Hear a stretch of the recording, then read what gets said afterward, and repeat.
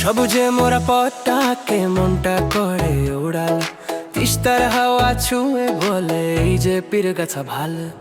হাসি মুখের মানুষ এখানে মনের কথা কয়, অচেনাও আপন হয়ে যায়, এমন মায়া হয়।